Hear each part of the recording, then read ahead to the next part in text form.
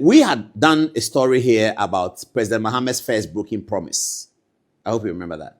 His first broken promise was the number of women who were going to be in his cabinet. At the end of the day, his promise was completely shattered away. Now there's another matter coming up.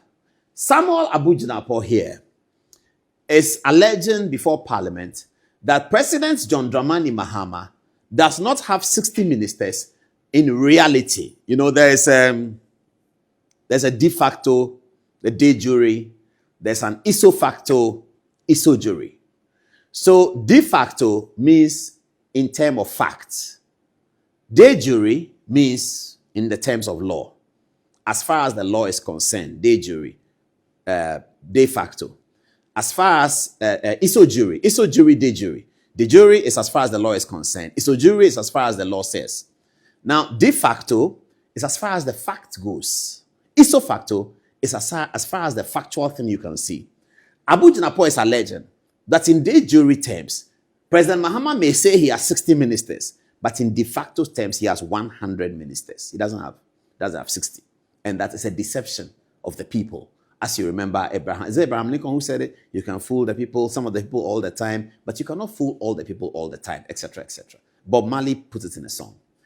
The celebrated Ghanaian conscious speaker, Blakk Rasta, also took his turn to express his discontent about the way the appointments are being made. Let's first go to Parliament and listen to Samuel Abu Jinapor's erudite presentation about this matter. Just for the records, because President Mahama says he has 60 ministers. Abu says, no, you have 100. Why is Abu saying that President Mahama has 100 ministers and not 60? Have a look. Speaker, let me address one very important matter, which is the question of the size of government. And indeed, the president, when he addressed this house, made the claim that he had formed the leanest and most effective government in the history of our country.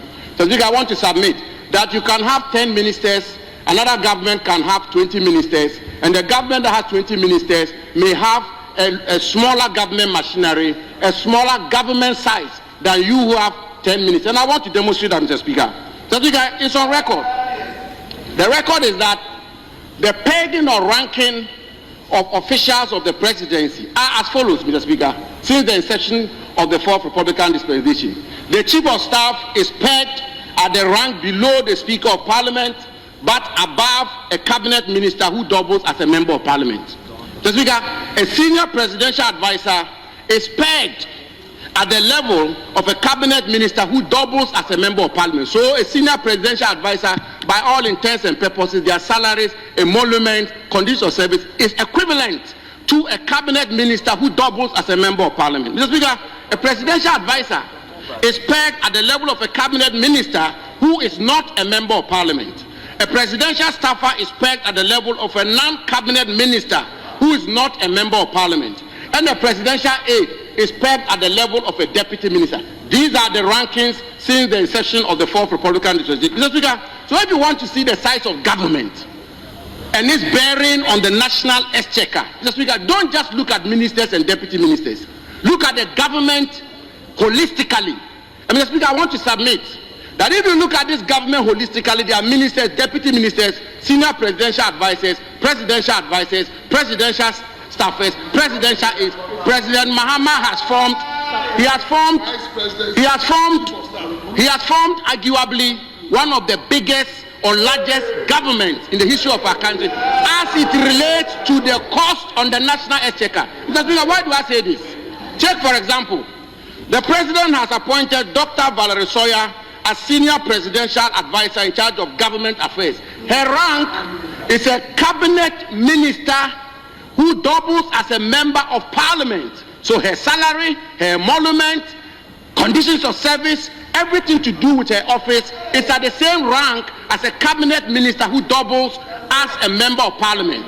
The Speaker, he's appointed a presidential advisor on economy, appointed presidential advisor for 24-hour economy, presidential advisor and special aid to the president, presidential advisor on national anti-corruption program, presidential advisor on diaspora affairs.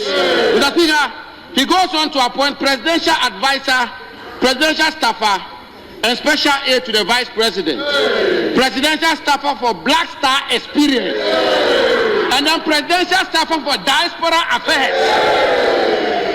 Mr. Speaker, then he goes ahead to appoint 5 policy advisors to the vice president. Mr. Speaker, he tells the country that he's appointed a minister in charge of agribusiness, and yet he's appointed director at the presidency in charge of agriculture and agribusiness. My good friend Peter Buama Otukono. Mr. Speaker, he says he will not appoint deputy regional ministers, and he appoints 16 presidential staffers in charge of the 16 regions of our country. Mr. Speaker, I want to submit that these presidential staffers in charge of the 16 regions of our country, in essence, as it relates to the cost on the national exchequer, are in fact, indeed, and in substance, deputy ministers of state.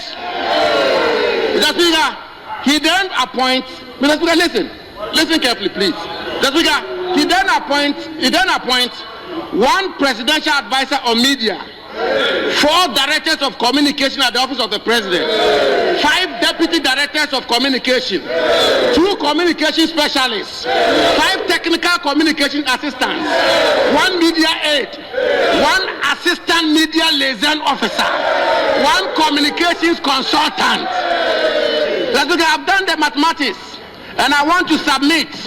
I've done the mathematics that I want to submit, and I do this not from a partisan lens, but I do this as somebody who had the privilege and honor to serve as deputy chief of staff. I know how it works. In terms of the cost on the national exchequer, the president has appointed 100 ministers and deputy ministers. That was Abdullah Jinapor. Send us your text on what you think about this issue. He's saying that based on the advisors that President Mahama has appointed, he has a point. How do you have a minister for agri? You have a deputy minister for agri. Then you have at the presidency, presidential advisor on agribusiness. What is happening? You have 3 people on agribusiness. John Domelo is deputy minister. There's a minister. Then somebody at the presidency. He sits at the presidency. We'll talk about that. But that was Abu's view of the matter from parliament and from his privileged position as a former chief of staff. But there was also another sociological position on the appointments of President Mahama. It was rendered by Blakk Rasta. Some of the language from Blakk Rasta's rendition is quite harsh, but here it is. I am honestly worried about the number of people President Mahama is appointing left, right, and center. I am scared. In fact, cockroaches are being appointed, lizards are being appointed, mosquitoes are being appointed left, right, and center. Mr. President, let's be honest and let's have it straight.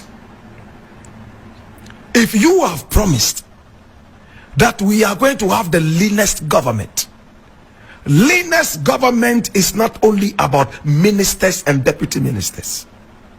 They involve and include all your appointees, for crying out loud. I am scared the rate at which appointments are flying all over the place. Is it a way to satisfy some people who supported the campaign? When you pass here, a cockroach has been appointed as something for something. A lizard is here, a frog is here. Then you check another corner, there is a bigger reptile there that is also appointed. It is a cause for alarm.